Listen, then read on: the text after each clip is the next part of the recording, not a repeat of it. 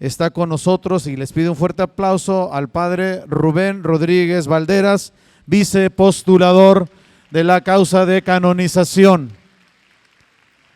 Voy a presentar su currículum primeramente para que lo conozcamos. Los títulos académicos es médico cirujano, Universidad Nacional Autónoma de México, la UNAM. Tiene doctorado académico en medicina por la Universidad de Navarra, doctor en Sagrada Teología, Historia de la Iglesia por la Universidad de Navarra, sacerdote católico desde 1975, incardinado a la prelatura de la Santa Cruz y Opus Dei. Su trabajo principal es el ministerio sacerdotal. Es capellán de diversas actividades apostólicas de la prelatura de la Santa Cruz y Opus Dei. Ha impartido ejercicios espirituales y conferencias para sacerdotes y seminaristas en Arquidiócesis de México, Chihuahua, Monterrey, Puebla, en la diócesis de Apatzingán, de Atlacomulco, Chalco, Chilpancingo, Chilapa, Cuautitlán, Culiacán, Ecatepec, Huajupan de León, Nezahualcóyotl, Tehuantepec, Texcoco, Tlanepantla, Tlaxcala y Toluca. Él es miembro de la Comisión Diocesana Pro Canonización de los Niños Mártires de Tlaxcala y el arzobispo Francisco Moreno Barrón lo nombró el vicepostulador en México para la causa de canonización de los niños, que ya se cumple y concluye el día 15 de octubre, cuando su santidad Francisco dará precisamente pues ya este honor a estos santos niños mártires. Para ello les pido, hay mucho currículum aquí, no nos vamos a cansar, la conferencia es del Padre, pero para ellos les pido un fuerte aplauso a que suba el padre Rubén Rodríguez Valderas. Buenas noches. Antes que nada, quiero agradecer de verdad esta invitación que me ha hecho el señor arzobispo, don Francisco Moreno Barrón, para poder comunicarles a ustedes un mínimo de todo lo que hemos aprendido en estos últimos 2 años sobre estos grandes personajes de la historia de México. Antes de entrar en el tema propiamente de los niños mártires, yo quisiera invitarlos a que hagamos una breve reflexión sobre 3 puntos. Lo importante que es el conocimiento de la historia, y más en concreto de la historia de la Iglesia, y más en concreto de la historia de la Iglesia en México. Me explico. La historia es la inquietud que solo los seres humanos tenemos. Los animales no tienen historia, pero los seres humanos sí. Todos tenemos el afán de saber quién fue mi papá, quién fue mi mamá, cuándo se casaron, quiénes son mis abuelos, dónde viven, qué hicieron, en qué trabajaron. Y cuando uno se va enterando de toda esa riqueza del pasado, pues se va llenando de alegría, de un santo orgullo, de presumir a mi papá, mi mamá, mis hermanos, el pasado de mi país, el pasado de la humanidad. Por eso, uno de los grandes sabios de la historia humana, que es Cicerón, de la época de los romanos, afirma que la historia es la maestra de la vida, porque nos enseña a vivir. La persona que no sabe historia es como un niño recién nacido. Hombre, ya es un ser humano, indudablemente, desde que empieza la gestación. Me dio mucho gusto lo que decía el profesor Ricardo hace un momento. Qué bueno que van a tomar a ustedes un taller para saber que la vida humana, desde que somos de 100 micras, la 10ª parte de 1 milímetro, ya son seres humanos. En cuanto el ovulito es fecundado, ya es un ser humano. Y eso se sabe biológicamente y por la fe, por supuesto, la fe y la ciencia. Bueno, pero el hecho es que el niño recién nacido ya es un ser humano, pero como no sabe su pasado, todavía no tiene uso de su razón y esto, bueno, entonces lo único que hace el niño chiquito es chillar y ensuciar pañales.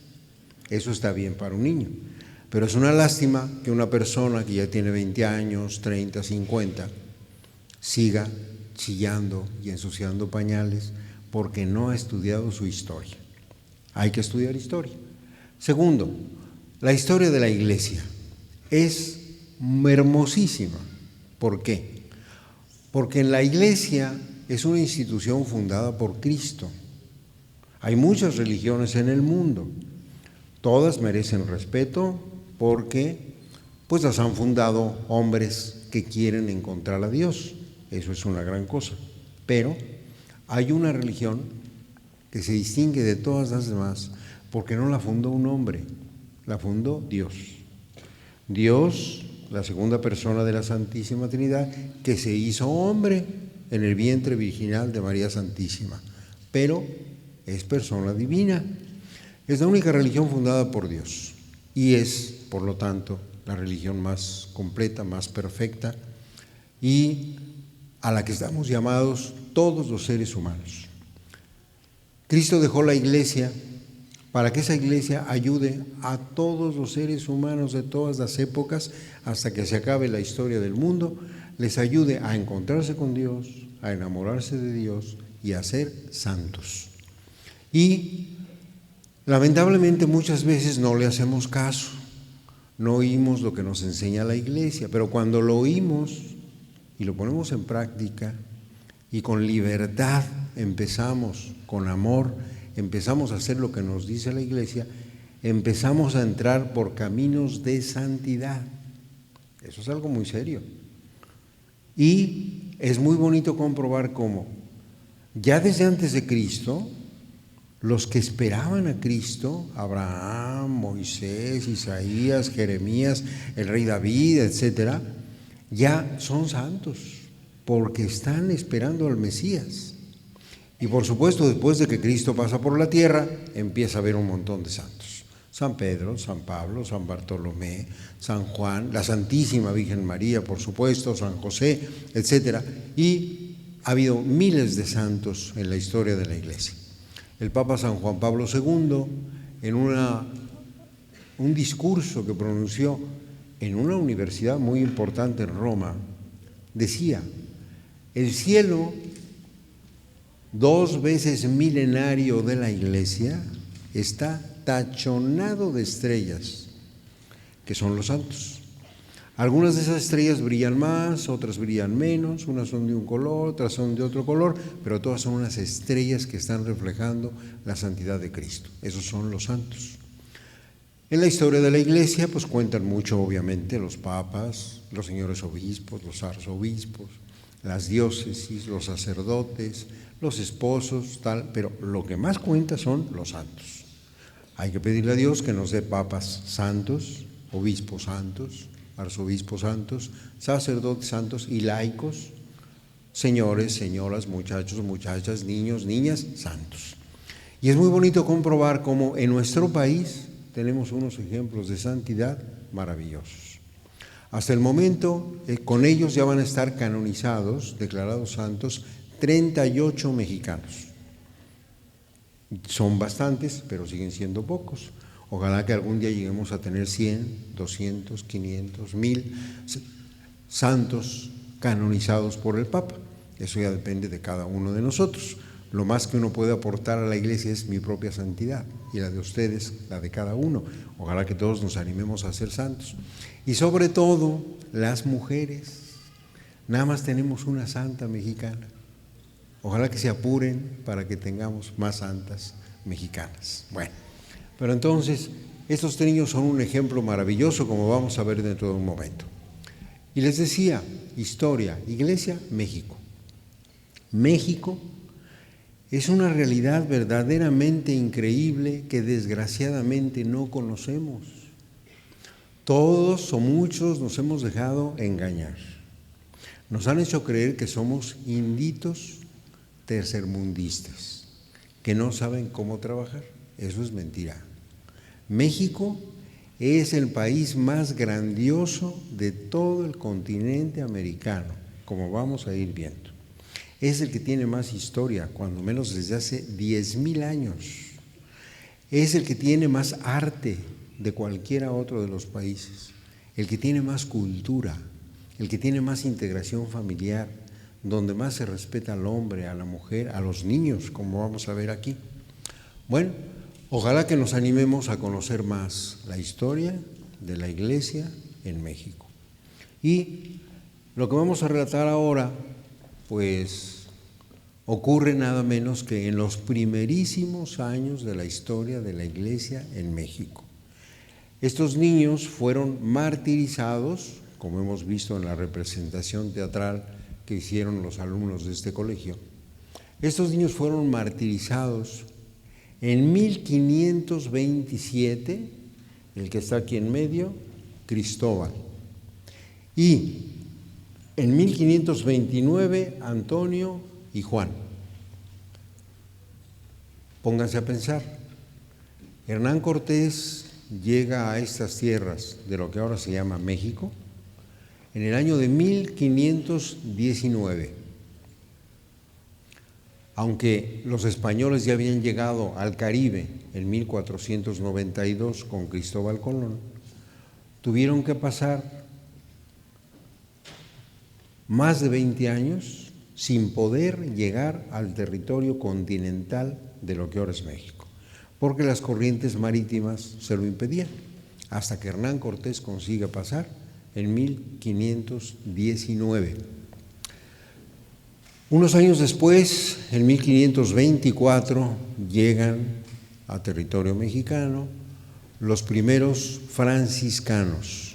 Llegaron 12, encabezados por otro hombre muy santo que ya debía estar en los altares, pero no se ha llevado a cabo su proceso de canonización. Fray Martín de Valencia, que en la obra teatral que vimos hace un momento apareció representado como el fraile con hábito color café, el que tenía la diadema para hablar fuerte. Pues, gracias. Pues estamos hablando de 1524, en que llegan los 12 franciscanos, que desde el principio se conocieron como los 12 apóstoles. Empiezan su labor evangelizadora y muy pronto los tlaxcaltecas recibieron la fe. Al año siguiente de la llegada de Hernán Cortés, en 1520, el sacerdote diocesano Juan Díaz, que venía con Hernán Cortés, bautiza a los 4 señores principales de Tlaxcala: Xicoténcatl, Maxixcatzin, Citlalpopocatl y otro más que no me acuerdo ahora. Bueno, entonces, aquí hay que destacar una cosa muy bonita. Los españoles, cuando llegan al territorio mexicano, llegan primero a Tabasco, la civilización maya. Después suben por Veracruz, se encuentran con la civilización totonaca.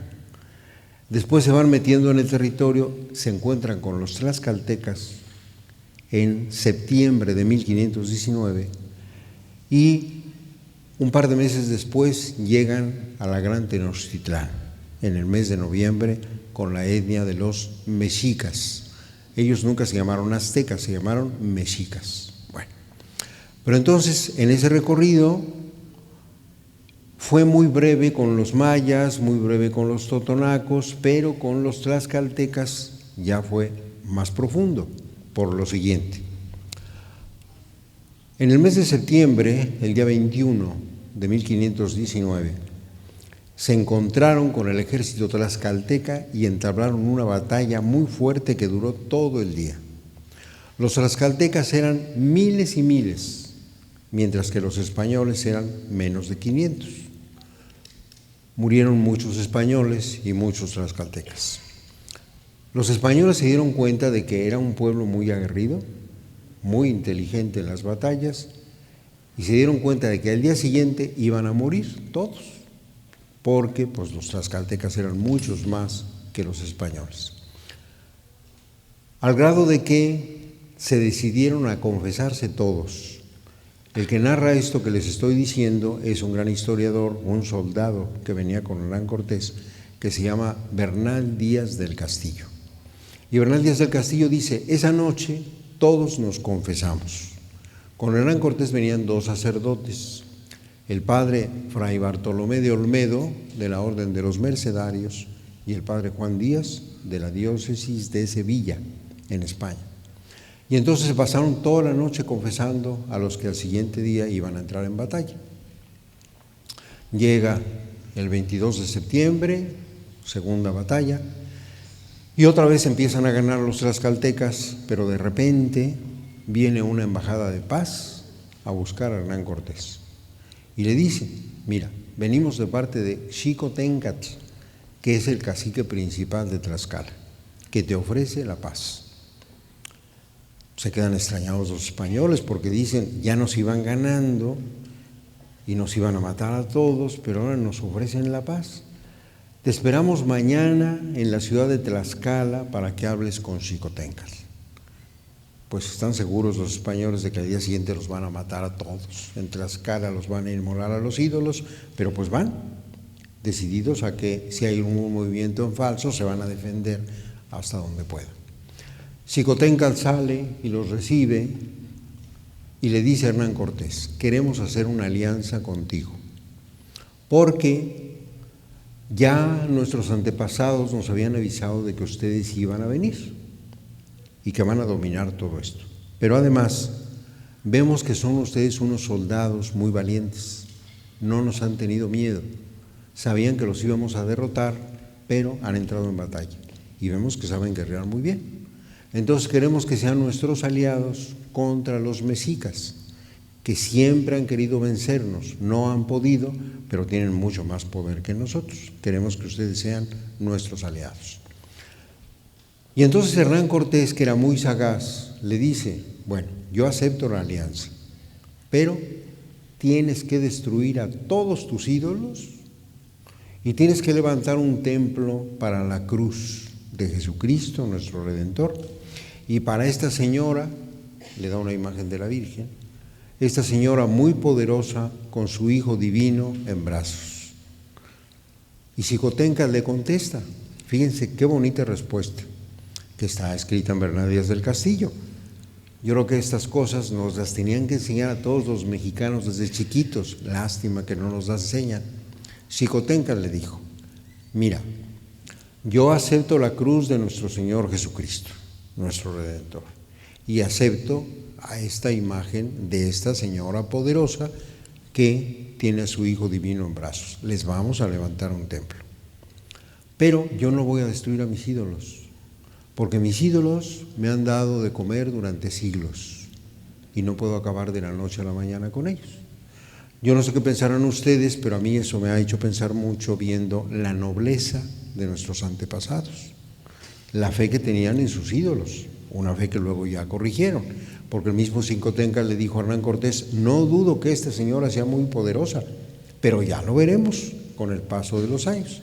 Al poco tiempo, la Virgen María se apareció en Tlaxcala con la advocación de Nuestra Señora de Ocotlán, se convirtieron muchos y sigue habiendo idolatría en Tlaxcala y en todo México, con los ídolos antiguos y con los ídolos nuevos de los dólares y el sexo y la droga y el alcohol, pero en fin. Pero indudablemente somos un país mariano que ama mucho a la Virgen María. Bueno, pero el hecho es que se hace la alianza y entonces los franciscanos que llegan en 1524 pueden poner unos conventos.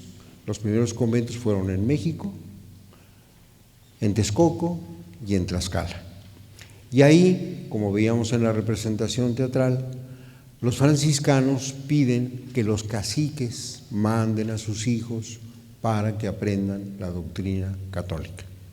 Aquí hago un paréntesis que es muy interesante. Los españoles, cuando llegaron, se dieron cuenta muy pronto de que nuestros pueblos indígenas tenían una fe enorme, más que los mismos españoles en el Dios verdadero. Al grado de que Hernán Cortés, en el año mismo de 1519, cuando apenas lleva 2 meses en tierras mexicanas, le escribe al emperador Carlos V en España y le dice: Su Majestad, tiene usted que enviar a santos para evangelizar a estos indios. Nos llamaron indios porque se equivocaron, creyeron que habían llegado a la India, no sabían que habían llegado a América. Pero en fin, nos llamaron indios. Y entonces necesita usted mandar a santos a evangelizar a estos indios, porque estos indios rezan más que cualquiera de nuestros frailes, se sacrifican más que cualquiera de nuestros frailes. Cuando estos indios amen a Jesucristo, en lugar de amar a sus ídolos, los verá usted hacer grandes milagros. Son palabras de Hernán Cortés. Y efectivamente, los mexicanos, con su fe en Cristo, hemos hecho ya bastantes milagros en los 5 años que llevamos de Iglesia Católica. En este año, 1517, se están cumpliendo exactamente 500 años de que la fe cristiana empezó a llegar a México. En 1517 llegó una expedición comandada por Hernández de Córdoba, pero entraron en batalla, hirieron al capitán y se tuvieron que regresar inmediatamente a Cuba. Ya no pudieron evangelizar. Al año siguiente, 1518, pasó lo mismo con otra expedición de Juan de Grijalva, se tuvieron que regresar. Y en 19 ya llegó Hernán Cortés y se quedó, pero se están cumpliendo 500 años del inicio de la fe en México. Y esos 500 años se pueden resumir en que la Iglesia en México ha estado bajo tiranías, bajo revoluciones y persecuciones. Fíjense que todavía no nos dejan enseñar la fe católica en las escuelas del gobierno. Y le quitaron a la Iglesia todas sus pertenencias hace varios siglos. Y hubo una persecución religiosa terrible de 1926 a 29 en que mataron a miles de católicos, etc.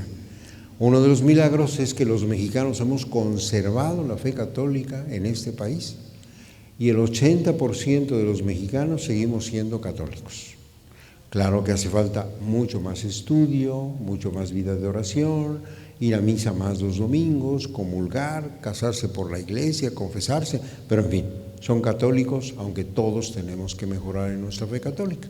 Bueno, pero les decía, los españoles se quedaron asombrados con la fe del pueblo, de los pueblos que vivían en México, y sobre todo se asombraron con los niños. Hay testimonios muy bonitos de los historiadores españoles que ensalzan a los niños, porque se dieron cuenta de que los indígenas respetaban mucho a los niños, los querían mucho a los niños.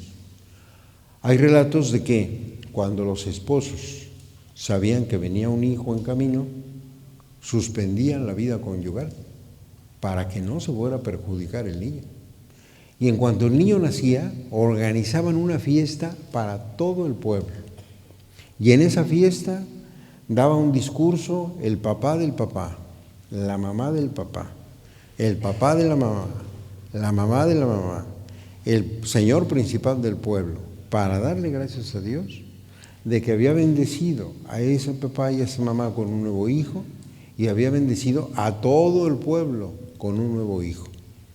Y desde chiquitos los educaban muy bien, de manera que al llegar a los 12 o 13 años, todos los indígenas, niños, eran atléticos, esbeltos, sabían aguantar el calor, el frío, el hambre, la sed, y podían caminar y correr 10, 20 kilómetros. Lo sabemos por el testimonio de los historiadores, concretamente de uno que se llama Motolinía. Motolinía escribió varias cosas, entre otras el relato del martirio. Lo que acabamos de ver en la representación teatral, todo se basa en el relato de Motolinía, que lo escribió en 1541, muy pronto. Pues entonces Motolinía dice: denle gracias a Dios por los niños que les dio a estos pueblos, especialmente los niños tlaxcaltecas. Entre otras cosas, pronto aprendieron el español. Y entonces iban a misa el domingo y oían las palabras, la homilía del sacerdote en español. La traducían al náhuatl y acabada la misa salían corriendo los niños a 1 legua, 2 leguas, 20 leguas, 20 kilómetros, para ir a repetir la homilía del sacerdote en náhuatl. Cuando fuimos estudiando esto e informándolo a Roma, más de uno pensamos: ojalá que recuperemos eso en las familias cristianas, porque ahora muchas mamás echan a perder a sus niños, no los educan para ser fuertes, recios, les hacen sus caprichos. ¿Tú qué quieres de comer? ¿Y tú qué quieres? ¿Y tú qué quieres? Y la mamá tiene que hacer 3 comidas. En lugar de enseñarles, pues aquí se come pues lo que hay, ¿verdad? Y aprende a cargar tu mochila, y aprende a caminar, y aprende a hacer la cama, y a volarte los zapatos, y a bañarte, y a peinarte. Ojalá que las mamás vuelvan a recuperar eso. Los niños, como dice Torillo de Motolinía, especialmente los mexicanos, cuando son bien educados, responden muy bien. Bueno, bien, pues entonces, con esos antecedentes de los niños mexicanos, especialmente los de Tlaxcala, y con ese antecedente de la cultura mexica llena de fe y la cultura tlaxcalteca, creo que me van a entender mejor lo que pasó en estos años. Este cuadro que están ustedes viendo está pintado por un gran pintor tlaxcalteca, conocido en todo el mundo. Se llama Desiderio Hernández Xochitiotzin, con X, Xochitiotzin. Sus pinturas han sido publicadas en una revista que algunos de ustedes conocerán, de fama internacional, que se llama National Geographic, en los Estados Unidos. Ahí han aparecido algunas pinturas del maestro Xochitiotzin. Esta pintura es un fresco pintado en una pared en el Seminario Conciliar de Tlaxcala.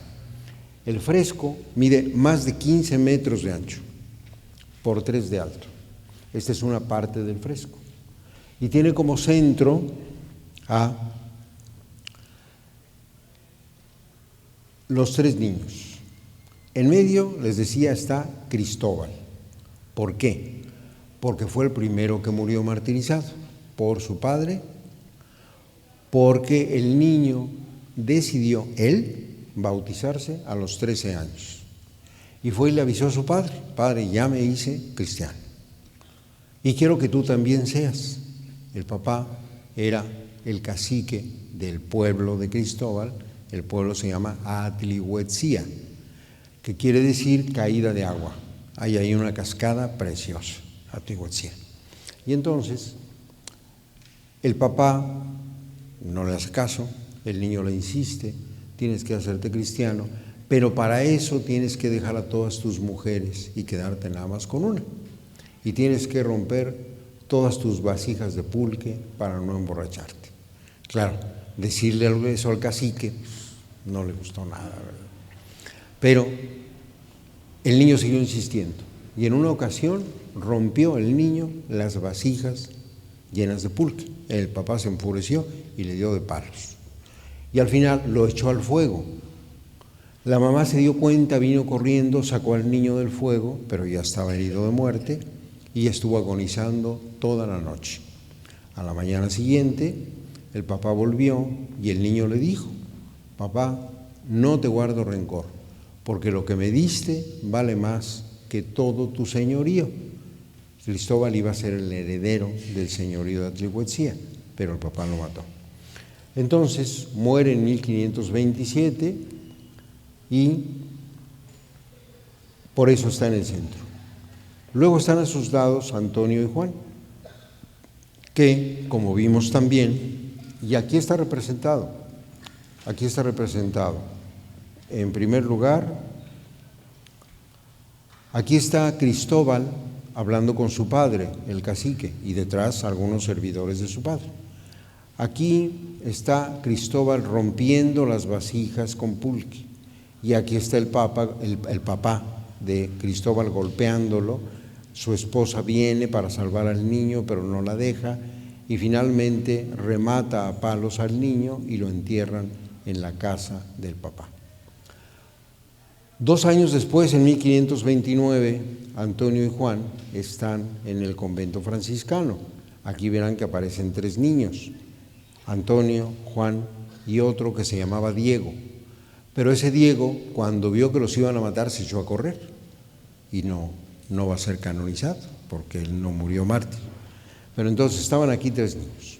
Y llega un fraile dominico que se llamaba Bernardino de Minaya. Y con la fama que tenían los niños tlaxcaltecas, llega y le pide a Fray Martín de Valencia: dame unos niños para que me acompañen a evangelizar Oaxaca. Martín de Valencia le dice que no, porque es muy peligroso, pueden matarlos. Pero entonces Antonio y Juan se adelantan y le dicen: nosotros vamos. Antonio era nieto de Xicotencatl y también iba a heredar el señorío de Tlaxcala. Y Juan era su paje, como Cristóbal y Antonio eran de la nobleza. Por eso ven que llevan una orla roja en su vestido, mientras que Juan era servidor de Antonio. Por eso la orla de su vestido es de color gris, no es rojo. El rojo es el color de la nobleza y el gris es el color de los servidores, del paje. Pero entonces Antonio le dice a Martín de Valencia: nosotros vamos. Tú nos enseñaste que a Pedro lo crucificaron, a Pablo le cortaron la cabeza y a Bartolomé le quitaron la piel. Si Dios nos pide lo mismo, ¿por qué no se lo vamos a dar? Fíjense qué bonito ejemplo, qué valentía del niño que a sus 13 años dice: yo estoy dispuesto a dar la vida por Cristo. Ahora hay muchos niños que no los educaron sus papás. Le dice uno: levántate. Ay, no puedo, estoy cansado. Válgame. Hay de comer esto. Ay, no me gusta. Válgame. Carga tu mochila. No, mamá, cárgala tú. Dice uno: válgame Dios, cómo falta educación de los niños. No para maltratarlos, sino para hacerlos recios. Bueno, pero en ese momento Antonio y Juan y Cristóbal estaban muy bien educados. Fíjense que gracias a esa educación, nunca en todos los pueblos de Mesoamérica, de nuestro país, nunca hubo un niño pidiendo limosna en la calle. Nunca. Eso es una lacra que vino después de la conquista. Pero en este momento eran unos niños increíbles. Bueno, entonces con eso ya entienden ustedes un poco el panorama. Ahora sí vamos a pasar a las siguientes diapositivas. En esta, que también son pinturas del maestro Xochitl, como ustedes ven, luego se ve el estilo. Estas pinturas están en los murales del Palacio de Gobierno de la ciudad de Tlaxcala. Todo el Palacio de Gobierno está pintado por el maestro Xochitl y representa los momentos iniciales de la vida de Tlaxcala aliada con los españoles. Aquí está pintado el encuentro entre Hernán Cortés y Xicotencatl, que ya era un anciano, ya estaba ciego, por eso lo toca para reconocerlo. Con Hernán Cortés viene Pedro de Alvarado, Cristóbal de Olid y otros españoles importantes, sus generales. Y con Xicotencatl vienen los otros 3 señores principales de Tlaxcala, Maxixcatzin, Citlalpopocatl y el cuarto, que repito, perdón, pero no me acuerdo su nombre. Bueno, y en medio está la Malinche, que era la traductora entre el náhuatl y el español. Y por ahí hay otro traductor que también sirvió mucho. Bueno, entonces, cuando ya se deciden hacer la alianza, Cortés le dice que ponga la cruz de nuestro Señor Jesucristo. Y pasó lo que ya les relaté.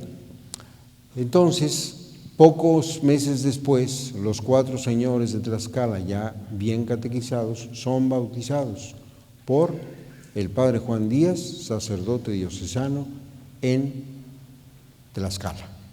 La que sigue. La siguiente, por favor.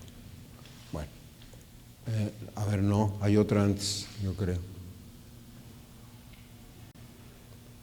Otra antes. Aquí. Bueno, ojalá que algún día ustedes vayan a Tlaxcala. Tlaxcala es el lugar donde empieza la evangelización en México. Llega uno a la catedral de Tlaxcala y se encuentra con esta pila bautismal. Si se fijan hasta aquí, es una piedra redonda con una base. Es la pila bautismal. Y encima de ella está esta placa de piedra que dice: en esta fuente fueron bautizados los 4 señores de Tlaxcala, Xicoténcatl, Maxixcatzin, etcétera, siendo sus padrinos Hernán Cortés, don Pedro de Alvarado, don Andrés de no sé qué y don Cristóbal de Olid. Aquí, en esta pila bautismal que existe, ahí fueron bautizados los 4 señores por el padre Juan Díaz en 1520. Fíjense todos los tesoros que tenemos en México. En los Estados Unidos de Norteamérica hay mucha tecnología, qué bueno que tenemos estos aparatitos, las computadoras, pero no tienen esta historia cultural. También en la Catedral de Tlaxcala está este púlpito, que es una base que se pone en las paredes de la iglesia. Ahí se subía el sacerdote y desde ahí predicaba la palabra de Dios, el púlpito. Y aquí dice: primer púlpito de la Nueva España desde el que se predicó la palabra de Dios por primera vez en el continente americano. Y aquí tienen ustedes al primer obispo de Tlaxcala, Fray Julián Garcés, un fraile dominico que fue el primero nombrado por el Papa en el año de 1525. Muy bien, la que sigue. No, se está saltando. A ver, no, la que sigue hacia atrás. No, se está yendo al revés. Más para atrás. A ver, bueno, la que sigue. A ver, esta. Aquí ven ustedes una representación de cuando el padre Juan Díaz estaba bautizando a Xicoténcatl y Hernán Cortés detrás. Aquí obviamente está la Santísima Trinidad, Dios Padre, Dios Hijo, Dios Espíritu Santo, que están presenciando el bautismo de los 4 señores. Y este es un retrato del padre Juan Díaz que se encuentra en el templo de Santa María Trihuetzía, y aquí abajo dice cómo ese padre, junto con otros 3 del clero diocesano, como los párrocos que tenemos aquí en Tijuana, bautizó a 1.100.000 indígenas. Y ellos fueron los primeros que predicaron la palabra de Dios en tierras de México antes de la llegada de los padres franciscanos, que llegaron hasta 1524. La que sigue. Bueno, aquí tienen ustedes ahora una imagen de la Virgen María con su niño en brazos, con Jesucristo nuestro Señor en sus brazos. Una imagen como esta fue la que Hernán Cortés le dio a Xicoténcatl. Obviamente no es esta, pero todas eran muy parecidas. Hernán Cortés regaló imágenes de la Virgen por muchos lugares. Esta está en la Ciudad de México, en un lugar que se llama Tlalnepantla, en el Santuario de los Remedios. La puse aquí porque es muy parecida a la que Hernán Cortés dejó en Tlaxcala. Este es un dibujo que representa a los señores principales de Tlaxcala con el escudo que representa también a la ciudad de Tlaxcala. Tlaxcala quiere decir lugar de tortillas, lugar de hospitalidad. Y entonces aquí representa un monte y del zar en las manos que están haciendo las tortillas. Eso significa Tlaxcala. La que sigue. No, es hacia adelante, la que sigue. No sé qué está pasando. No. Esas ya las vimos. Ahí estamos bien. Bueno, entonces aquí ven ustedes lo que ya habíamos visto en el cuadro anterior, Fray Martín de Valencia con los niños, algunos señores de Tlaxcala y Fray Bernardino de Minaya, que se los lleva hacia Oaxaca. Este es un lugar muy importante que está muy cerquita de la iglesia de Atlihuetzía, en donde hay una ermita que se levantó a partir del siglo XVI en el lugar donde fue muerto Cristóbal. Esto es muy importante. De hecho, ahora que vayamos a Roma, hay la obligación de llevar reliquias de los nuevos santos. Obviamente, como no se tiene ni el cuerpo ni las ropas de Cristóbal, Antonio y Juan, lo que decidió don Francisco es que se lleve tierra de esta ermita, tierra profunda, porque en este lugar, o muy cercano, fue donde fue martirizado Cristóbal. Y aquí hay una placa del Instituto Nacional de Antropología e Historia que señala que es un lugar histórico muy importante, el del martirio de Cristóbal. La que sigue. Bueno, como les decía, los españoles hicieron una alianza con Xicoténcatl. Y entonces muy pronto el emperador de España, don Carlos V, le dio este documento hermosísimo a la ciudad de Tlaxcala, declarándola nobilísima y leal ciudad de Tlaxcala. Y aquí enlazamos con otro asunto. Cuando ya se empezaron a mandar los documentos a Roma para pedir la canonización, nos preguntaron, a ver, explíquenos por qué, si los niños murieron en 1527 y 29, se esperaron ustedes 450 años para iniciar el proceso de beatificación, que lo empezó el señor obispo de Tlaxcala, el primero, don Luis Munive, en 1977. Y después el Papa Juan Pablo II los beatificó en la Basílica de Guadalupe en 1990. ¿Por qué se tardaron 25 años para pedir la canonización de los niños beatos mártires de Tlaxcala?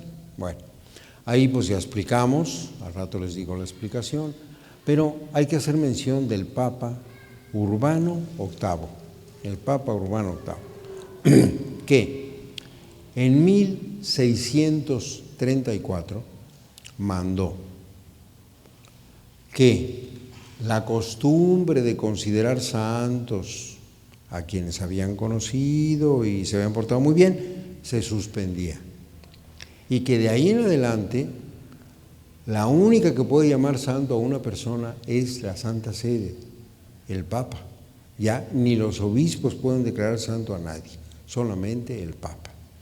Y entonces él fue el que estableció que se hiciera todo un proceso, todo un estudio muy detenido, histórico, canónico, teológico, para enviar mucha documentación a Roma, y entonces, solo entonces, después de que lo estudian 3 comisiones de cardenales y el Papa lo aprueba, solo entonces se puede proceder a una ceremonia de canonización.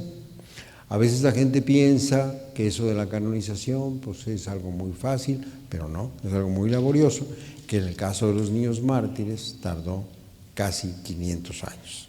Bueno, y este es Fray Toribio de Benavente, al que los indios le apodaron Motolinía.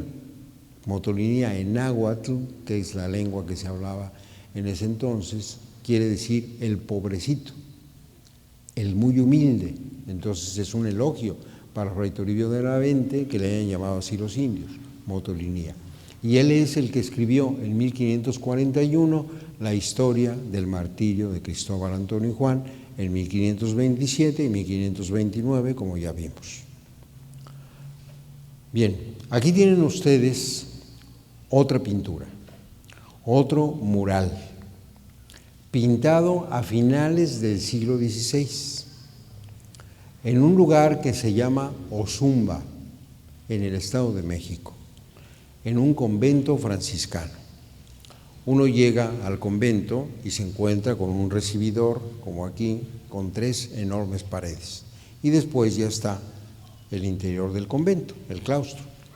Y entonces se encuentra uno con que en esa pared está pintado en el siglo XVI los 12 franciscanos que llegaron a México y Hernán Cortés sale a su encuentro y les besa los pies. Con eso todos los indígenas se quedaron asombrados de ver que el conquistador les besaba los pies a unos pobres hombres que venían flacos, hambrientos y sucios del camino que tan grande que habían recorrido. Con eso se dieron cuenta de que los frailes eran personas muy importantes que venían a traer la fe. En el segundo mural que está enfrente, así como lo estamos viendo ahorita, está representado nada menos que el martirio de Cristóbal, aquí atrás, lástima que no se puede ver muy bien, donde el papá lo está echando al fuego, y aquí al frente el martirio de Antonio y de Juan, que están muriendo apaleados por andar rompiendo los ídolos que sacaban de las casas. Y en el tercer mural, que aquí no aparece, de ese lado, está el acontecimiento guadalupano. Juan Diego abriendo su ayate y la imagen de la Virgen de Guadalupe, y a sus lados Juan de Zumárraga, el obispo de México en ese momento, y un jovencito vestido con sotana que está haciendo de intérprete. Después sería sacerdote muy prominente, el padre Juan González, fue el que sirvió de intérprete entre San Juan Diego y Juan de Zumárraga. Entonces, esto es muy significativo, porque ese mural, pintado a finales del siglo XVI, señala muy bien cómo se llevó a cabo la evangelización de México, con la acción de los frailes que vinieron a predicar el Evangelio, pero también con la cooperación de la sangre de estos niños y de la respuesta tan generosa del pueblo mexicano. La conversión de las etnias mesoamericanas en México es comparable, dice Fray Bernardino de Sahagún, a las conversiones de los primeros siglos de la Iglesia. Nunca se había visto un pueblo que se convirtiera todo a la fe católica como se ha visto en México. Entonces, 1524, la llegada de los frailes evangelizadores. 1527 y 29, el martirio de Cristóbal, Antonio y Juan. Y 1531, el mural que estaría aquí, el acontecimiento guadalupano. Fíjense la secuencia, los frailes, luego los indígenas y luego la Virgen de Guadalupe, que es la que hace que ya la fe católica arraigue definitivamente en México.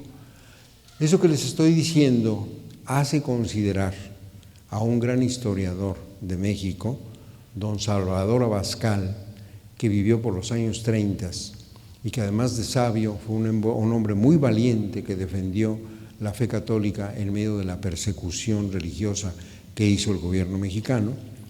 Entonces, este historiador Salvador Abascal dice: yo me atrevo a pensar que la sangre de los niños, Cristóbal, derramada en 1527, y de Antonio y Juan, derramada en 1529, fue la que movió el corazón de la Virgen María para aparecerse en 1531.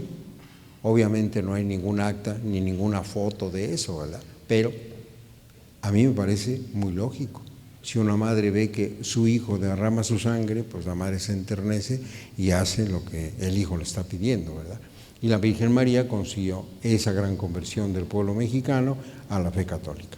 La que sigue. Aquí tienen ustedes otra representación de los niños mártires, hecha en el siglo XVIII. Y esta representación, curiosamente, los presenta con vestimentas españolas. Este cuadro, que es un cuadro casi de ese tamaño, que está en la iglesia de Tlihuetzía, pone a Antonio vestido de noble español, era el nieto de Xicotencatl, como ya les decía, a Cristóbal en medio de las llamas y a Juan vestido de servidor, de paje, pero los tres igualmente santos. La que sigue. Y aquí otro asunto muy interesante. En uno de los cuartos de Santa María Tlihuetzía, el señor cura Alejandro Meave, Joaquín Alejo de Meave, en 1794 mandó poner este mosaico, que también es como de ese tamaño. Y en medio del mosaico, fíjense lo que dice, muy bonito: El bendito protomártir de América, ya desde entonces, desde 1794, quedó este testimonio que le llama a Cristóbal protomártir de América. Protomártir, me decía un día una señora, oiga padre, ¿por qué le pusieron tan feo eso de proto? Se oye muy mal. Entonces tuve que explicarle, no, proto quiere decir el primero, es una palabra de origen griego. En nuestra lengua española hay muchas palabras de origen griego, esa es una, protomártir. Aquí ya quedó ese testimonio. El bendito protomártir de América, gloria y honor de Atlihuetzian, Cristóbal, primogénito del gran capitán Axoteca y de Tlapalchitzin, así se llamaba su mamá, alcanzó en este propio pueblo de su nacimiento la corona del martirio, antes de contar los 13 años de su edad, y después de haber sido fieramente apaleado y abrazado en una hoguera por su mismo ilustre pero inicuo padre, cacique o señor de este pueblo, año 1527. Se marcó el lugar a solicitud y expensas del cura don Joaquín Alejo de Meave, año 1794, y como ven, el mosaico termina en una flecha. Entonces, claro, el primer obispo de Tlaxcala pensó, esto está señalando a algo aquí, ¿qué será? Claro, uno no puede en un convento del siglo XVI rascar a ver qué hay ahí detrás, eso solamente lo puede hacer el Instituto Nacional de Antropología, pero recientemente pudimos hacer un estudio especializado con una máquina que es una perfección muy moderna, que localizó que detrás de este mosaico hay una formación metálica redonda con un espacio adentro que puede tener reliquias de Cristóbal. El estudio se tiene que completar, no vayan a decir que yo dije que ya encontramos los restos de Cristóbal. Hay una pista, pero no se puede decir. En un proceso como estos solamente hay que hablar con la verdad que tiene uno los pelos de la burra en la mano, porque si no se inventa cosas y entonces ya todo acaba en un cuento que no tiene pies ni cabeza. Pero el hecho es que ya se encontró ese objeto metálico que está aquí detrás. Y abajo se encontró que detrás de la pared hay dos columnas de piedra y una formación de madera que parece un altar. Pero claro, hay que pedir permiso al Instituto Nacional de Antropología para que ellos vayan a hacer la investigación. En eso estamos. La que sigue. Perdón, la anterior, la misma. No, la anterior. Eso. Se me olvidaba decir lo siguiente. Creo que porque hay algunos hermanos sacerdotes, les va a interesar especialmente a ellos. Este padre, Joaquín Alejo de Meave, era el señor cura de ese pueblo en 1794. Entonces, todas estas investigaciones las hicimos entre varias personas. El señor obispo, don Francisco Moreno Barrón, constituyó una comisión diocesana.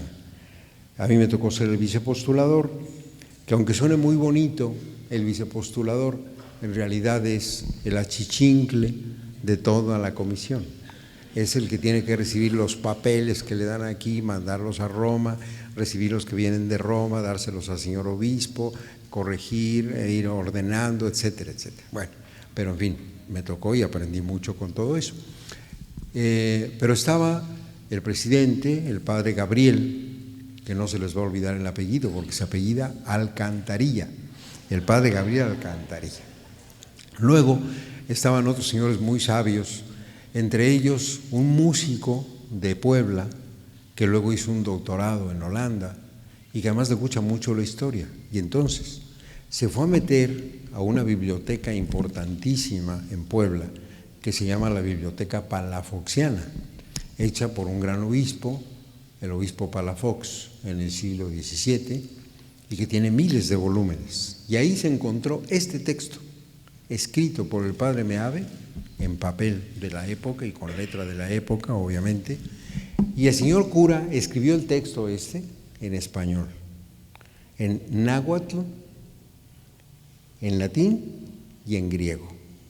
El señor cura de un pueblo de Tlaxcala sabía griego perfectamente. Y ahí está el documento, ya no lo puse pues porque no se puede poner aquí todo, pero lo tenemos ahí archivado. Bueno, ahora sí, la que sigue. Aquí ven ustedes, creo que ya se los decía hace rato, un mapa de México en 1794. Aquí dice 1794. Coincide con el mismo año que decíamos hace rato. En los siguientes años México se extendió todavía más porque se exploraron estas costas y México llegó hasta Alaska. De manera que en 1821, cuando don Agustín de Iturbide consuma la independencia, México abarcaba desde Panamá hasta Alaska. Eso era México, todo esto. ¿Qué pasó? Pues entre los conquistadores de Norteamérica. Y eso es histórico, no quiero criticar a nadie, pero es histórico. Los descuidos de nuestros gobiernos, perdimos más de la mitad de nuestro territorio. Ahora México llega hasta aquí, por aquí estará Tijuana. Pues antes Tijuana estaba a la mitad de México, porque después seguía toda California y toda Alaska y seguía siendo México. Ahora está en el extremo de México, Tijuana. Bueno, pues este mapa es un mapa enorme, pues yo creo que casi del tamaño de esa pared, que está en un lugar muy insigne de la Ciudad de México, que es la sede de la Sociedad Mexicana de Geografía y Estadística, que fue fundada en el año de 1833. Es la primera sociedad científica de toda América, y ahí está este mapa de México, la que sigue. Aquí ven ustedes otra representación del martirio de Cristóbal. Esta representación es del siglo XVIII a finales. Y está, cuando entra uno al templo de Atrihuetzía, a la izquierda. Es un cuadro enorme en el que está representado el niño Cristóbal en el fuego y unas palabras aquí en náhuatl.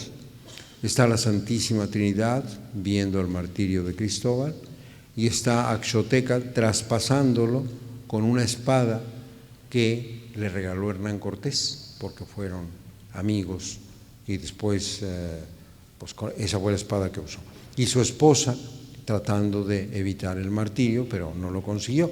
Axoteca la mandó a una casa que tenía en Veracruz y ahí la mandó matar también. Bien, la que sigue. La siguiente.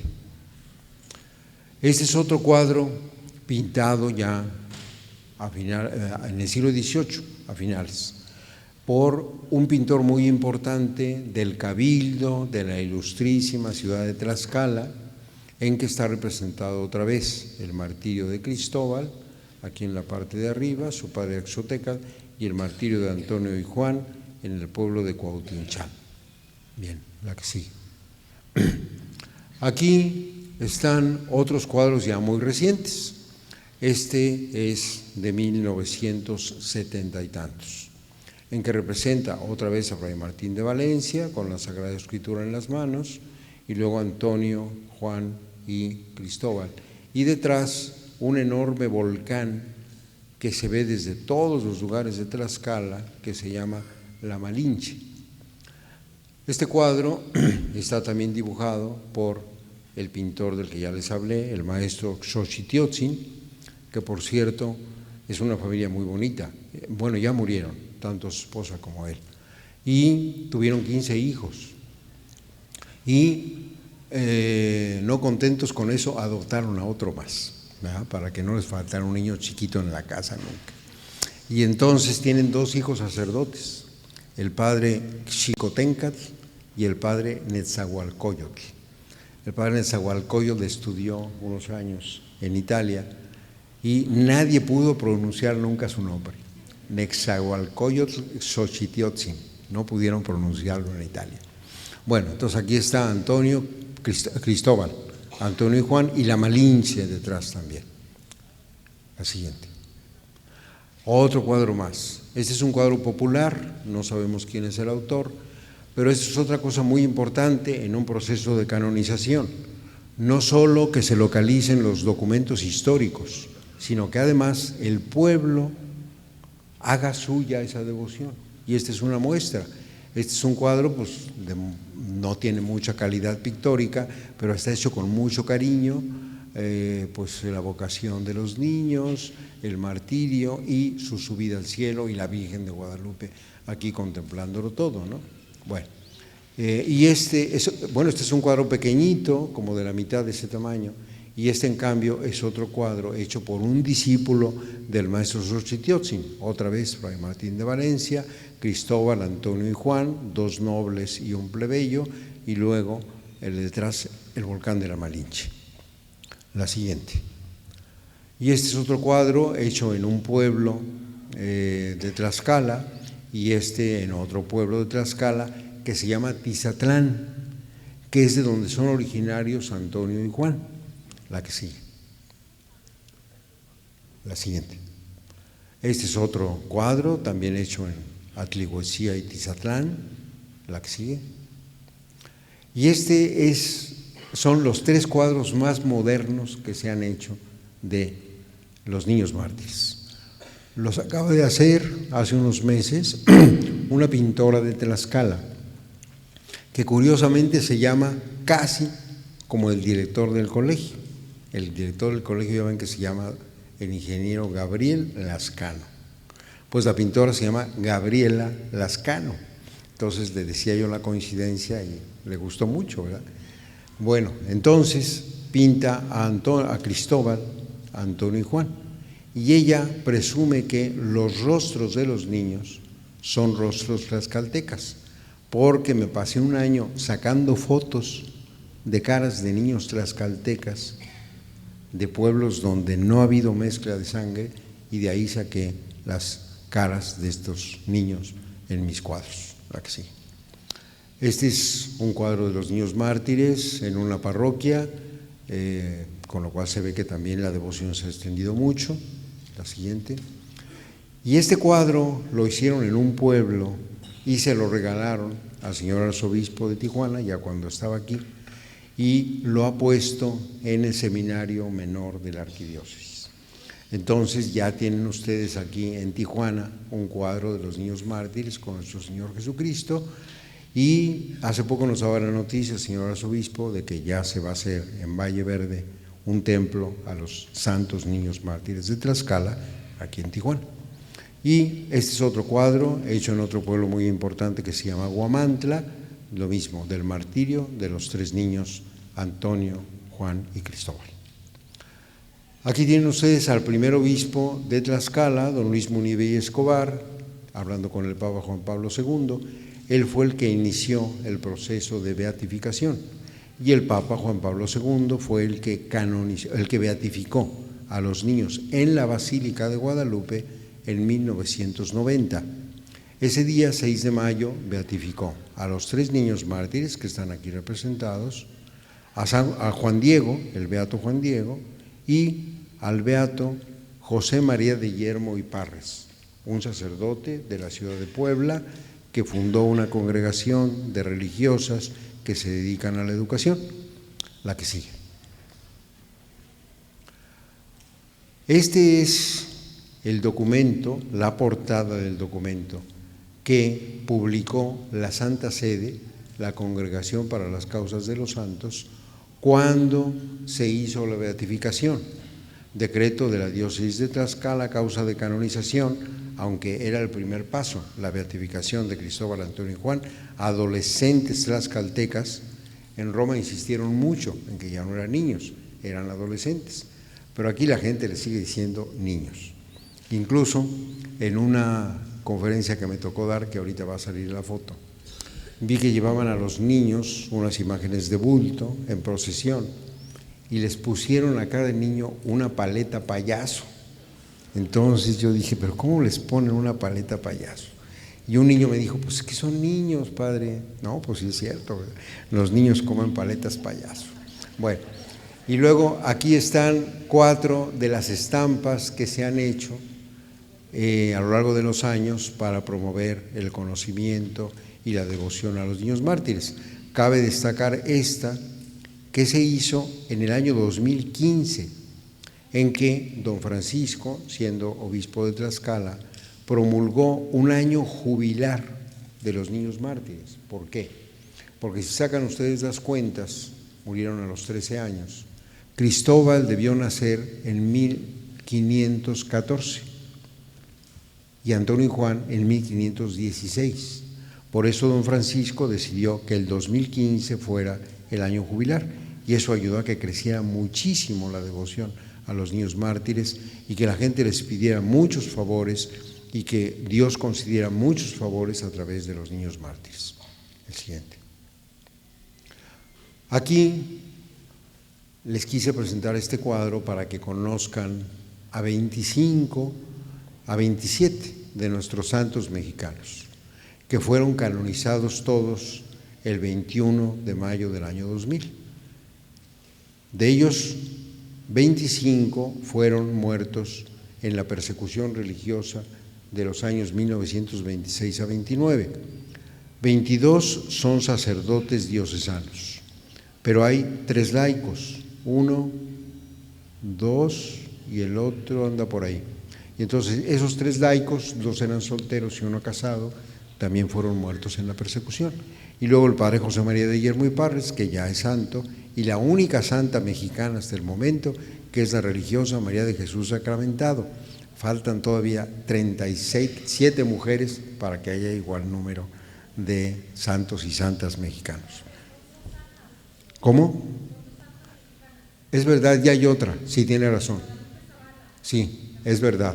Hace un año, un poquito más, la canonizaron también. Ya son 2, bueno, ya nomás faltan 36 para igualarse con los santos. Bueno, ahora que no quieren ser discriminadas las mujeres, pues que sean más santas, ¿verdad? Bueno, la que sigue. Aquí tienen ustedes una de los montones de peregrinaciones que se han hecho al Santuario de los Niños Mártires, que es un convento del siglo XVI, muy hermoso, pero que no tiene techo, porque se cayó en un temblor en el siglo XVIII, pero el resto está en muy buenas condiciones. Aquí están en una peregrinación. En el año 2013 fueron al Santuario de los Niños Mártires más de 25,000 personas. Ha seguido creciendo y en el 16 ya fueron más de 30,000 personas al santuario. Entonces, pues la devoción es cada vez mayor y ahora ya hasta en Tijuana van a tener un templo, ¿verdad? La siguiente. Aquí está don Francisco Moreno Barrón con el decreto con el que promulgó el año jubilar de los niños mártires y nombró Santuario de los Niños Mártires al convento de Atlihuetzía. Y también aquí otro póster con motivo del año jubilar de los niños mártires. La siguiente. Y aquí tienen el santuario, el convento del siglo XVI, precioso, pero muy descuidado. Desgraciadamente nos falta conciencia histórica y darnos cuenta de los tesoros que tenemos. Aquí le pusieron una barda delante para hacer un campo de fútbol. Aquí ven una portería. Cambiamos nuestra historia maravillosa por el fútbol. Paciencia. Bueno, la siguiente.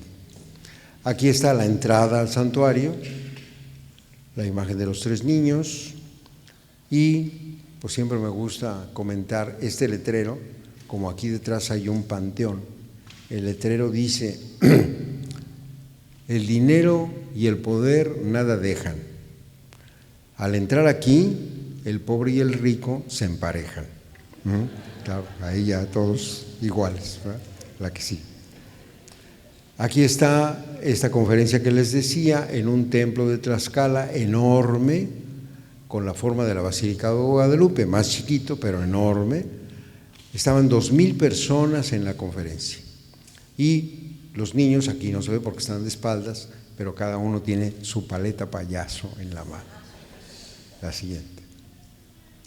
Y aquí está una foto de cuando se terminó el año jubilar. Fue un acontecimiento muy solemne al que fueron a Tlaxcala más de 70 obispos mexicanos. Y en medio está el señor cardenal Norberto Rivera, arzobispo de México, luego el representante de su santidad en México, don Christophe Pierre, y don Francisco Moreno Barrón, ahora arzobispo de Tijuana. y luego pues aquí varios obispos, una cola enorme de obispos, y alrededor, como esto fue en el campo de fútbol del seminario, alrededor pues había como 15,000 personas, ¿verdad? Siempre se asombraban los obispos y en concreto el nuncio de su santidad de que tanta gente fuera a misa. Este es un tapete hecho de pétalos de flor, que se acostumbra mucho por aquellas tierras. Es la siguiente. Aquí ven ustedes a don Francisco Moreno Barrón entregándole al Papa el libro que nos anunciaron hace rato, que lo pueden ustedes adquirir. Si a alguien le interesa, creo que es un libro muy valioso, muy bonito, que pueden llevarse para que conozcan la historia de los niños mártires, muy bien hecho, con las imágenes que les he enseñado y muchas más. Y aquí también le está entregando don Francisco un cuadro de los niños mártires al Papa. Yo no sé qué le dijo don Francisco, pero algunos me han dicho que el Papa le estaba diciendo a don Francisco, y los vamos a canonizar, pero ya eso no me consta. La que sigue. Y luego, otro hecho muy bonito es este. En el año 2015, al final, don Francisco Moreno Barrón le propuso a todos los obispos de México que nombraran a los niños mártires patronos de la niñez mexicana. Hubo una votación y los 105 obispos que estaban en esa reunión levantaron la mano aprobando que los niños mártires fueran los patronos de la niñez mexicana. Y entonces se anunció al Papa, su santidad, quisiéramos que la Santa Sede confirmara este nombramiento que hemos hecho.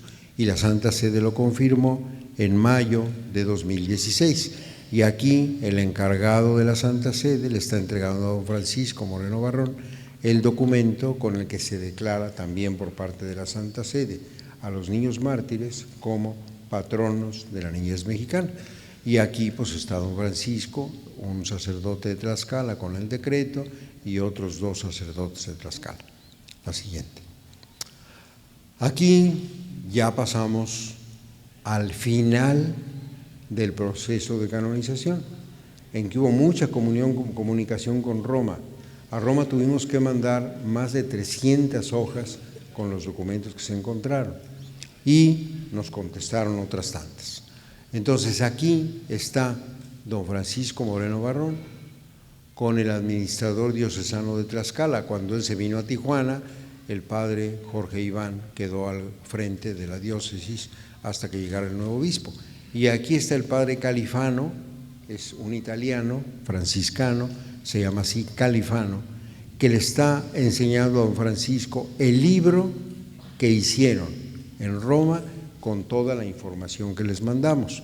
Este es el libro, en donde dice Tlaxcalensis, en latín, Cristofori Antoni Ioannis Positio Supercanonizationis.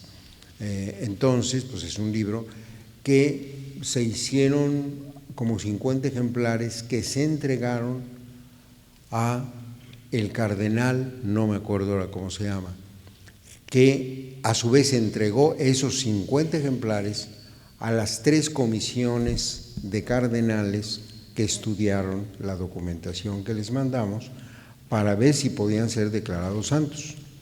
Esas 3 comisiones, ¿este es Ángelo Mato?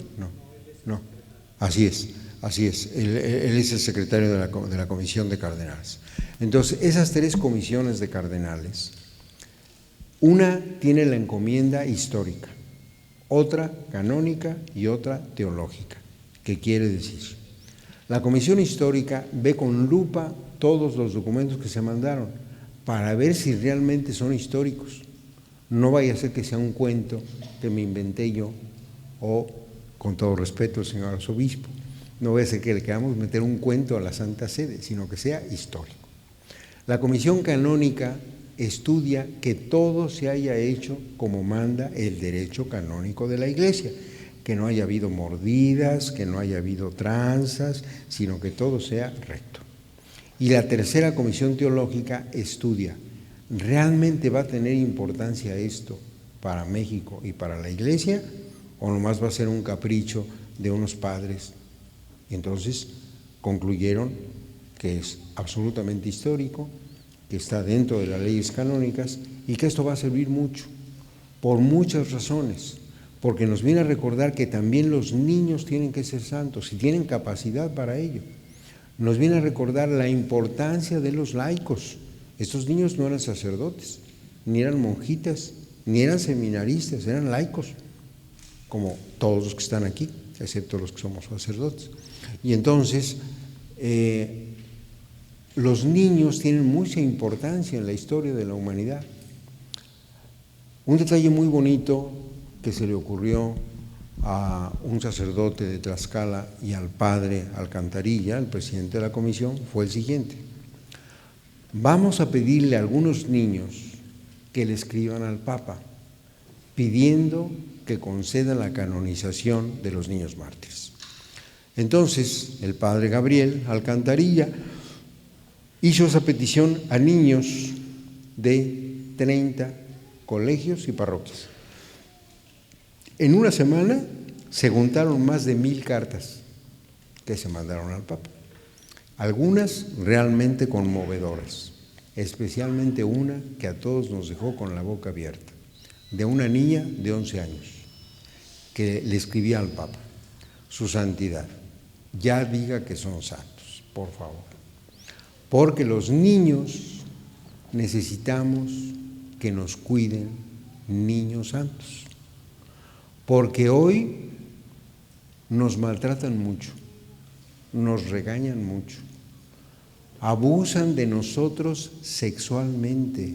Fíjense qué terrible que una niña de 11 años tenga que decir eso, ¿verdad? Y por favor ya decláralos santos. Bueno, pues ya el Papa ya tuvo a bien declarar los santos y lo va a hacer solemnemente el próximo día 15 de octubre. Bien, la siguiente. Aquí ven ustedes una reunión en abril ya de este año, 2017, en que fuimos el señor arzobispo don Francisco Moreno Barrón, el administrador de la diócesis de Tlaxcala, padre Jorge Iván, y un servidor. Fuimos a la conferencia del episcopado mexicano. Este es un aula, un auditorio como este, precioso, que está en la ciudad de Cuautitlán, que es de la casa de los señores obispos de todo México. Y ahí les dimos la noticia, lo que les estoy diciendo ahora, para que todos estuvieran bien enterados del acontecimiento que estamos celebrando. Y luego aquí pusimos a los papas, porque estos 3 papas han hablado, han escrito sobre los niños mártires. El Papa Juan Pablo II, que los beatificó en 1990, dijo una homilía muy larga que la mandamos a Roma para que la conocieran bien los cardenales.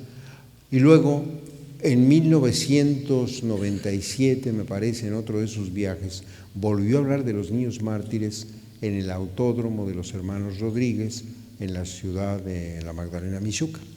Y luego, aquí el Papa Benedicto XVI está en Guanajuato, después de una reunión que tuvo, acabando una reunión que tuvo con niños en la Plaza de la Paz, en la ciudad de Guanajuato. Y ahí volvió a hacer alusión en su homilía a los niños mártires, diciendo esa frase tan bonita de que son un ejemplo, los niños mártires, de que no hay edad para seguir a Cristo. También los niños de 13 años o más chiquitos pueden seguir a Cristo nuestro Señor. Y el Papa Francisco, cuando acabó el año jubilar de los niños mártires, mandó una carta muy entrañable al señor obispo de Tlaxcala, pues hablando muy bonito de los niños mártires. Y lo que va a decir ahora en la plaza de San Pedro, yo creo que va a ser más bonito todavía. Pero todavía no ha llegado eso, la que sí. Aquí ven ustedes a uno de los integrantes de la Comisión Diocesana Pro Canonización, el maestro Álvaro Hernán Pérez y Pérez, que como les decía es músico muy destacado, aquí está tocando el órgano, y fue el que encontró muchas cosas históricas que mandamos a Roma. Entre otras, les doy un dato muy bonito. Cuando la beatificación se mandaron a Roma 18 obras históricas de los siglos XVI al XX en que se hablaba de los niños mártires.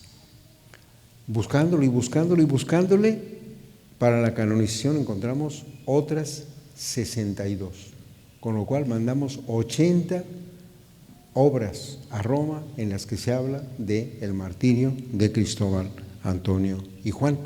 Y después de que ya el Papa dio la aprobación de la canonización, ya encontramos otras 4 obras, con la cual ya van 84 testimonios históricos de los niños mártires en lengua española, pero también en lengua italiana, en lengua francesa y en inglés. La que sí. Bueno, y recientemente un sacerdote muy entusiasta de Brasil ya tradujo el polidíptico, que creo que lo tendrán por ahí, lo tradujo con un amigo muy sabio en Brasil, lo tradujeron al portugués y al polaco. Ya está traducido al polaco el polidíptico de los niños mártires. Les decía que a partir sobre todo del año jubilar se animó a la gente a que pidiera favores a Dios a través de los niños mártires, y en cada parroquia se puso una imagen de los niños y una libreta en la que pudieran apuntar los favores que pedían a Dios a través de los niños y los favores que recibían de Dios a través de los niños. Se reunieron más de 2000 favores, pequeñitos pero importantes. Pero entre ellos también reunimos 13 favores extraordinarios, de cosas que no tienen explicación médica. Una de ellas es esta. Este señor es un soldado del ejército norteamericano, aquí está con su hija. Y entonces, a los 40 y pocos años, lo dieron de baja en el ejército, porque ya con las heridas que había recibido en las diversas batallas en Siria, ya no podía seguir siendo soldado. Y entonces, como sí podía trabajar en alguna otra cosa, se busca un trabajo y lo encuentra, y va de la ciudad donde vivía en Estados Unidos a otra ciudad, y como llega muy temprano, se le ocurre quedarse en la carretera a esperar que amanezca. Y entonces ya no supo más, porque se ve que un camión lo embistió, y miren nada más cómo dejó el coche. Aquí están las fotos tremendas, y él quedó prensado del otro lado en el volante. Cuando alguien se dio cuenta al día siguiente de que había un coche en una barranca a 4 metros y parecía que había alguien ahí, llamaron a los bomberos, lo sacaron, tuvieron que romper la puerta con unas tijeras para metal y se lo llevaron al hospital del pueblo.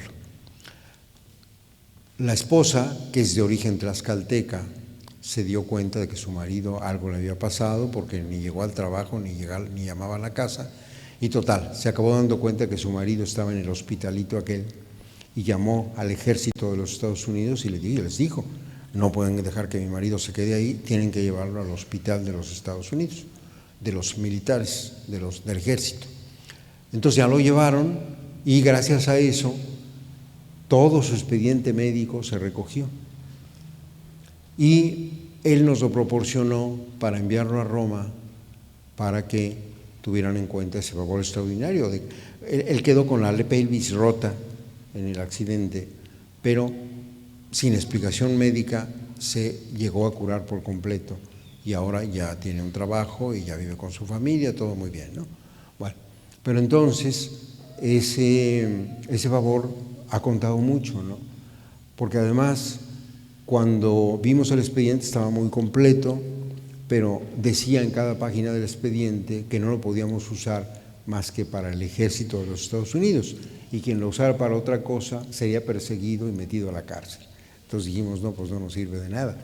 Pero don Francisco llamó al ejército de los Estados Unidos, pidió permiso para usar el expediente, le dieron permiso para la causa de los niños mártires y el expediente está en Roma. La siguiente. Esta es otra curación extraordinaria que no tiene explicación, de 2 hermanas, unas muchachitas modernas, con sus jeans, con sus playeritas, sus lentes oscuros y su celular. Entonces, las 2 jovencitas van a México a ver a su papá, que trabajaba en México, ellas son poblanas, y ya en México alquilan una cuatrimoto y se suben al edificio donde trabajaba su papá, sacan fotos de la Ciudad de México y se regresan.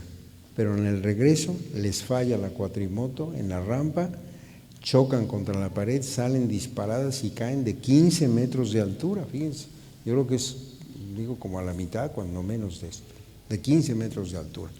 Aquí se nota todavía cómo se rompió toda la cara, el brazo, la pierna y la pelvis. Y esta otra menos, se rompió nada más unas vértebras y la pelvis. Gracias a Dios había un helicóptero en ese edificio, se las llevan en el helicóptero a un buen hospital de la Ciudad de México y ahí pues las reciben, pues pásenlas, pero pues no vamos a poder hacer mucho con ellas. Sin embargo, corrió la suerte de que en ese momento había en el hospital una experta en cirugía facial que le reconstruyó toda la cara a esta muchachita y ya le curaron de todo lo demás y a los 2 meses las dieron de alta y ya están otra vez de muchachas jóvenes con sus jeans y con sus lentes oscuros y su celular, yendo por la vida. La que sigue. Este es otro detalle muy interesante, fíjense. Esta es una cruz de plata que está actualmente en la Catedral de Palencia, España. Palencia. Esa cruz mide 50 centímetros y está sobre una base llena de símbolos mexicanos, un maguey, un nopal, una lagartija, el agua, una tuna, etcétera, etcétera. Por el tipo de labrado y los sellos que puso el orfebre, sabemos perfectamente que fue cincelada en México en el siglo XVI, eso no hay duda. Pero además, en el cincelado, que ven que es muy rico, hay 1, 2 y la tercera no se ve, figuras como esta. Un niño con la palma del martirio en una hornacina, destacando la figura. Entonces, de esta cruz se han hecho muchos estudios y concretamente uno de más de 40 páginas de el Instituto de Investigaciones Estéticas de la UNAM. Y entonces los expertos dicen, esta imagen seguramente corresponde a los 3 niños mártires de Tlaxcala, que ya eran muy conocidos en el siglo XVI, cuando se cinceló esta pieza, que es una obra de arte. La que sigue. Aquí tienen ustedes otro ejemplo muy bonito. Este es un libro, una obra de teatro, escrita por Eusebio Vela, un dramaturgo de los que escriben obras de teatro, en España en el siglo XVIII. La novela se llama Del apostolado y martirio de un cacique y relata el martirio de Cristóbal. Esa obra de teatro se representó muchas veces, tanto en España como en la Nueva España, con gran éxito. Y luego, este es otro dato muy interesante. Este libro lo escribió Francisco López de Gómara. Era un sacerdote diocesano en España que nunca vino a México, pero que escribió toda la crónica de la conquista de México, que le narró Hernán Cortés, que era su amigo. Y entonces Francisco López de Gómara, aunque nunca estuvo en México, escribió la historia de los niños mártires. Llegó a Europa ya en el siglo XVI. Y además, él escribió en español. Pero aquí nos encontramos con que este libro está escrito en italiano. Historia delle nuove Indie Occidentali, de las nuevas Indias occidentales, con tutti i descubrimenti, con todos los descubrimientos de cosas notables, etcétera, parte segunda, compuesta por Francisco López de Gómara, en Venecia en 1564. O sea que ya en 1564 en Italia había libros que hablaban de los niños mártires. La siguiente. Aquí tienen ustedes Motolinía otra vez. Esta es la obra de Motolinía, donde se narra la noticia de los niños mártires, traducida al inglés, The Indians of New Spain, en 1930 y tantos. Y esta otra, escrita por Robert Ricard, que traduce al francés toda la obra de Motolinía, y está aquí en su libro, publicado también hacia los años 30 en francés, con lo cual también en esa lengua se conoce la historia de los niños mártires. Y estos son dos libros relativamente recientes del año 1992, en que con motivo de los 500 años del descubrimiento de América se publicaron obras sobre América en todo el mundo. Este libro fue hecho por la Pontificia Comisión Pro América Latina, Historia de la Evangelización de América, en español y en portugués. Y dentro, en 3 capítulos, se habla de los niños mártires, destacándolos como indígenas, como niños y como laicos. En un congreso, este libro es fruto de un congreso de nivel internacional, donde fueron gentes de todo el mundo. Y este otro también. Es una obra internacional, Historia de la Iglesia en Hispanoamérica y Filipinas, es el tomo 1, hay tomo 2 de la Biblioteca de Autores Cristianos, y en este tomo 1 se habla también de los niños mártires de Tlaxcala. La siguiente. Luego, la vida y muerte de los niños mártires ha tenido repercusiones a todos los niveles. Por ejemplo, en la ciudad de Atlihuetzía hay esta calle que se llama Calle Niños Mártires. Bienvenidos. Los tlaxcaltecas son muy hospitalarios, siempre lo reciben a uno bien, y ahí lo dejaron en la calle, en la placa de la calle, Calle Niños Mártires.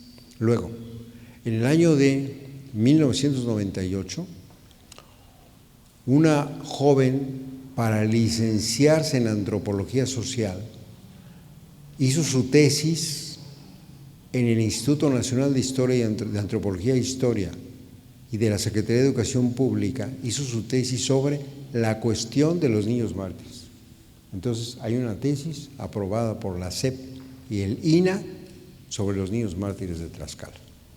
El siguiente. Aquí están en una visita al convento santuario de los niños mártires. Está el padre que era el rector en ese momento, el padre Francisco Rodríguez, y luego está el embajador de España en México y el cónsul de España en Tlaxcala. Están admirando ahí cosas del convento. Y luego otra muestra del amor que el pueblo le tiene a los niños mártires. En el pueblo de Atlihuetzía hay una calle que se llama Cristobalito. Y como pasa en muchos lugares, yo creo que aquí en Tijuana también pasará, hay gente que pone en la entrada de su casa una placa, un mosaico que dice tal calle, tal número. Pues aquí nos llamó la atención que en esa calle hay varias casas que dicen Cristobalito, número tantos. Pero esta en concreto dice San Cristobalito, número tantos. O sea que el pueblo ya canonizó a Cristobalito antes de que lo canonizara el Papa. Ahí está ya en una calle San Cristobalito. La siguiente. Ya hay un colegio de niños en un pueblo que se llama Citlaltépetl, y el colegio se llama Niños Mártires de Tlaxcala, con su clave dada por la Secretaría de Educación Pública y Cristóbal Antonio y Juana. La que sigue. La siguiente. Y aquí es una reunión en la que asistieron todos los directores de escuelas católicas, en la que don Francisco Moreno Barrón les regaló a todos el libro que ustedes pueden comprar ahora. No creo que se los vaya a regalar el señor arzobispo, pero lo pueden comprar y es el mismo libro, muy bien hecho. Bueno, la que sigue. Luego, otra cosa que realmente pues es muy hermosa, ¿verdad? Claro, como el convento de Atlihuetzía ya se quedó chiquito, porque va mucha gente, miles de personas, en la fiesta el pueblo se llena de camiones, ya no cabe. Entonces el padre Alcantarilla empezó a pedir en las misas, pídanle a Dios que encontremos un terreno más grande para hacer el santuario nuevo de los niños mártires. Entonces un día se presentó esta viejita, que como ven pues es una campesina ahí con sus chamarras, sus botas y su sombrero. Le dijo, padrecito, ya no se preocupe, yo le voy a regalar un terrenito para el santuario de los niños mártires. Son nada más 5 hectáreas, pero se lo voy a regalar. Ya les dije a mis amigas vecinas que también cooperen y van a cooperar, le van a regalar otras 3 hectáreas. Como ven, esta señora y sus amigas regalaron 8 hectáreas de terreno con un laguito en medio para hacer el santuario de los niños mártires. Es una cosa increíble. Luego, también una famosa escultora de la Ciudad de México va a hacer una estatua de bronce que va a medir 4 metros de altura de los niños mártires para ponerla en la plaza de ese santuario o donde disponga el señor obispo. Esta es la maqueta en plastilina. Ya no le va a dar tiempo de hacer la estatua de aquí al 15 de octubre, pero sí está trabajando ahorita Marchas Forzadas para hacer la misma estatua, pero en chiquito, y enviársela al Papa para entregársela el día de la canonización, la que sigue.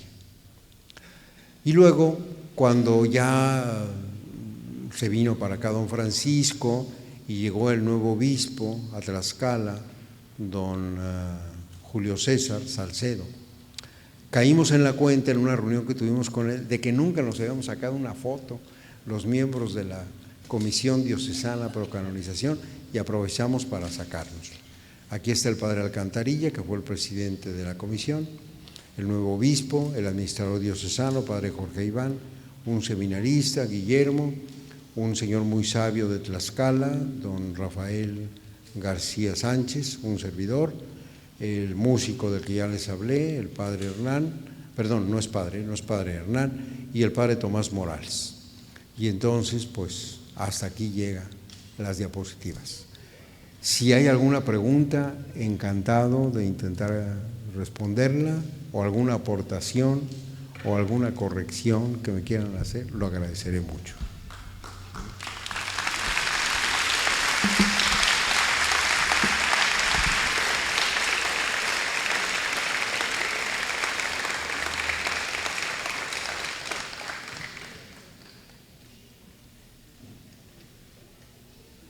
No hay ninguna pregunta. Sí, dígame.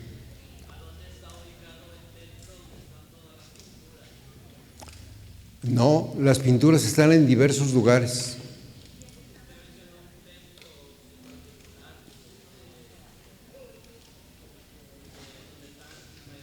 Bueno, varias de ellas están en el pueblo de Atlihuetzia, que quiere decir caída de agua, porque hay una cascada, y es el lugar en donde nació Cristobalito y donde fue martirizado, donde lo enterró su padre y donde está el convento que actualmente es el santuario, Atlihuetzia.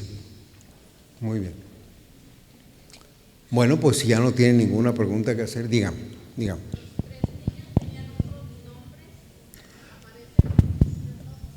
Vamos a ver. Seguramente tenían nombre indígena. De hecho, a Cristóbal, porque Cristóbal, Antonio y Juan es el nombre que les dieron en su bautismo, pero Cristóbal en algún documento aparece como Cristóbal Axotecatl, por el nombre de su padre, el cacique de Atlihuetzia. De Antonio y Juan no sabemos cuál sería su nombre indígena. Antonio sabemos que era nieto de Xicoténcatl, pero no parece que se llamara así. Pero no, eso sí se ha perdido, no lo sabemos. Muy bien. ¿Alguna otra pregunta? Bueno, pues entonces les agradezco mucho su atención y espero que les haya servido todo esto.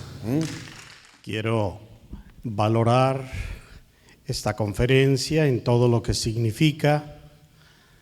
Una conferencia bien documentada históricamente, con muchos rasgos pastorales, teológicos, artísticos también, culturales. Gracias a el empeño que ha puesto el padre Rubén, que es historiador, que está enamorado de esta causa de los niños.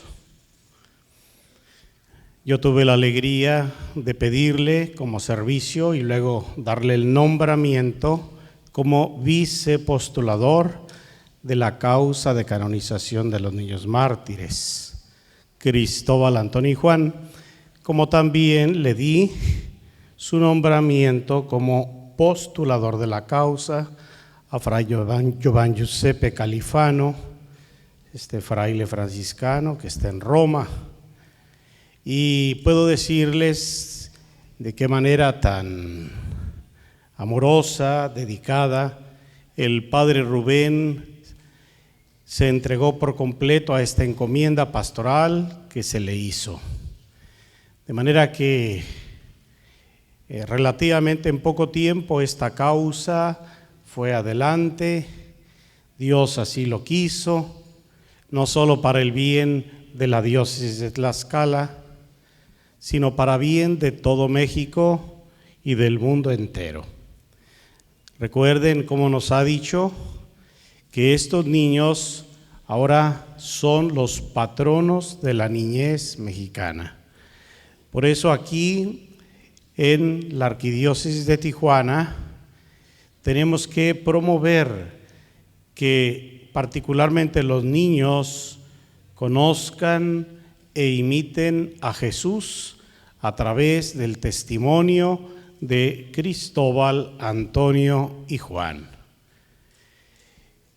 El padre Rubén dedicó muchísimo tiempo a esta causa y ahora estamos muy contentos porque, como ustedes saben, se va a hacer la canonización. La canonización es el término de un proceso a través del cual la Iglesia de una manera oficial declara santo, santa a alguien. No cabe duda que los niños ya son santos y están en el cielo y son ejemplos para nosotros e intercesores, pero ahora vamos a decir, la Iglesia los presenta de una manera oficial para el bien de la Iglesia universal. Así lo entendió y lo expresó el cardenal Angelo Amato, prefecto de la Congregación de las Causas de los Santos, cuando me comentó: esta causa la vamos a tomar muy en cuenta, con especial cariño aquí en la Congregación de las Causas de los Santos, y la vamos a impulsar nosotros mismos, porque esto servirá para impulsar la vocación a la santidad en la Iglesia universal, particularmente entre los niños y los adolescentes. Pues es una alegría muy grande que haya venido el padre doctor Rubén Rodríguez Valderas a hacernos esta exposición. Yo quiero no solo valorar su presencia, sino también agradecerle de corazón este apostolado, porque eso es en realidad, este apostolado que viene a realizar entre nosotros. Él estará también en Roma, ahora que se haga la canonización, lo envía a la diócesis de Tlaxcala, aunque él ya no vive ni en México, lo han cambiado a Guadalajara, a iniciar también otra causa de canonización de un miembro del Opus Dei, laico, ahí que fue maestro en la universidad oficial ahí de Guadalajara. Y bueno, pues Dios lo va llevando por donde Él quiere. Nos vamos a encontrar en Roma.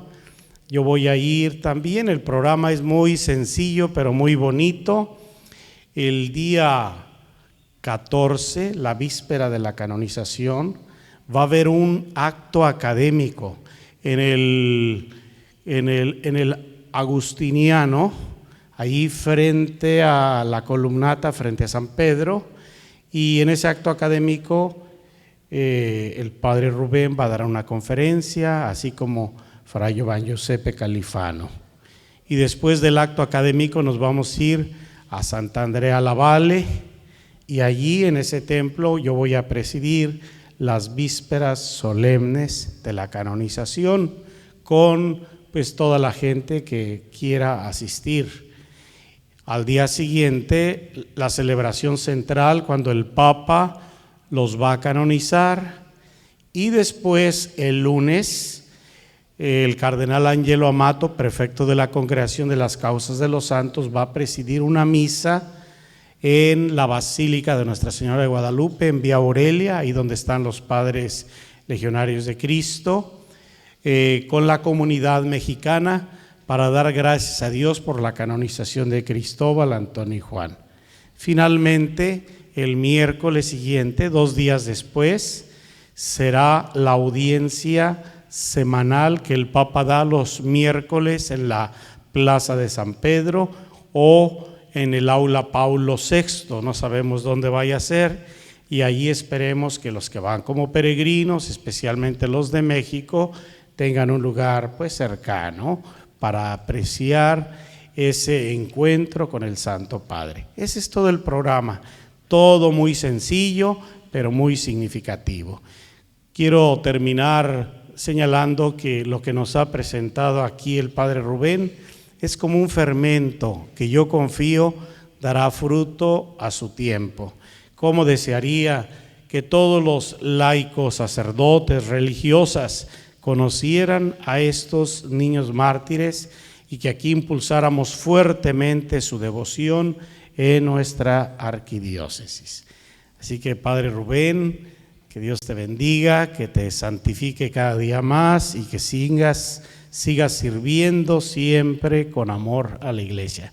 Muchas felicidades.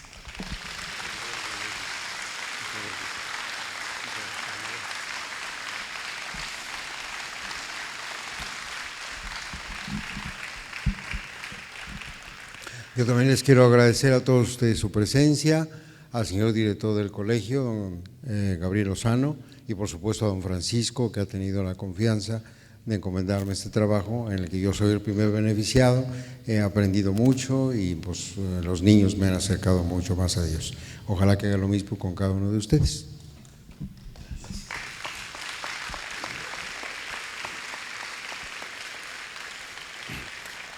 Les voy a dar la bendición para terminar. El Señor esté con ustedes. Dios Todopoderoso y Eterno, derrama tu bendición sobre estos hijos tuyos congregados aquí para reconocer su vocación a la santidad, imitando a Cristobalito, Antonio y Juan. Concédenos a todos vivir con alegría nuestro bautismo, como verdaderos discípulos de tu Hijo Jesús. Concédenos ser sus enviados, sus misioneros, impulsados por el Espíritu Santo que habita en nosotros por nuestra confirmación. Concédenos ser una iglesia misionera de puertas abiertas, para que muchos entren en ella y para que nosotros salgamos al encuentro de nuestros hermanos para llevar el Evangelio.